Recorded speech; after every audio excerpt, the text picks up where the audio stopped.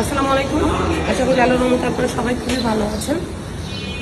আমি এই মুহূর্তে আছি হাজারীবাগ আধুনিক পশু জবাইখানা। এখানে কিন্তু ঢাকা দক্ষিণ সিটি কর্পোরেশন এই বিল্ডিংটি করেছে পশু জবাই করার জন্য। বিল্ডিংটি দেখতে পাচ্ছেন।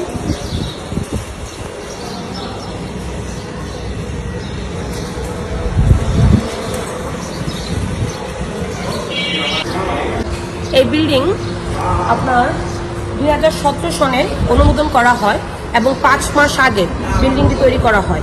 এই বিল্ডিংটি প্রথমে ব্যয় ধরা হয়েছে 71 কোটি টাকা, পরবর্তীতে পর্যায়ক্রমে আরো 10 কোটি টাকা ধরা হয়। টোটালি 81 কোটি টাকা ব্যয় করে এই বিল্ডিংটি তৈরি করা হয়। সবচেয়ে দুঃখের বিষয় হলো এই বিল্ডিং প্রায় 5 মাস হয়েছে উদ্বোধন, এখন পর্যন্ত কোনো কার্যকর না হওয়ার আগে আরো 10 কোটি টাকা সরকার নতুন করে ঢাকা দক্ষিণ সিটি কর্পোরেশন বাজেট ধরেছে যে এখানে আরো 10 কোটি টাকা লাগবে।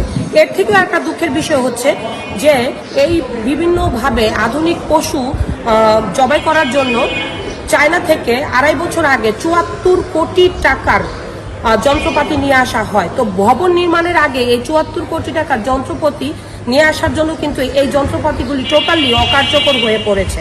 তো এখানে 81 কোটি টাকা দেখেন, এটা এখন কোনো কার্যকর হওয়ার আগে আরো 10 কোটি টাকা এখন ব্যয় করবে, সেই সাথে আরো 74 কোটি টাকা এখন ব্যয় করা যন্ত্রপাতি নিয়ে আসছে, যেটা কয়দিন পরে অকার্যকর হিসাবে নিলামে উঠবে।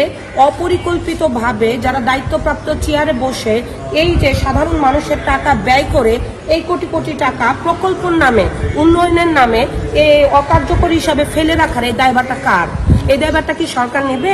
এই আসলে কিন্তু মূলত যারা দায়িত্বপ্রাপ্ত চেয়ারে বসে কলমের খোঁচায় কোটি কোটি টাকা সরকারের ব্যয় করে এবং সাধারণ মানুষের ব্যয় করে, এদের কিন্তু লাভ হয়ে যায়। কোটি কোটি টাকা তারা কলমের খোঁচায় কামায় নেয়, কিন্তু লসটা কিন্তু সাধারণ মানুষ এবং রাষ্ট্রের হয়। আপনারা অবাক হয়ে যাবেন যে এই যে 81 কোটি টাকা শুধুমাত্র এই বিল্ডিংটা ব্যয় করার পরেও কোনো কার্যকর না হয়ে এখন আবার 10 কোটি টাকা ব্যয় করছে।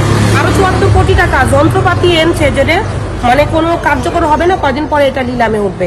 এই হচ্ছে বর্তমান প্রকল্পের নামে উন্নয়নের নমুনা। শেষ পর্যন্ত কিন্তু এই রাষ্ট্রের সাধারণ মানুষের বহু কষ্ট উর্জিত রক্তঝরা ঘামের টাকা দিয়ে প্রকল্পগুলি অকার্যকর হিসাবে পড়ে থাকে। ধন্যবাদ।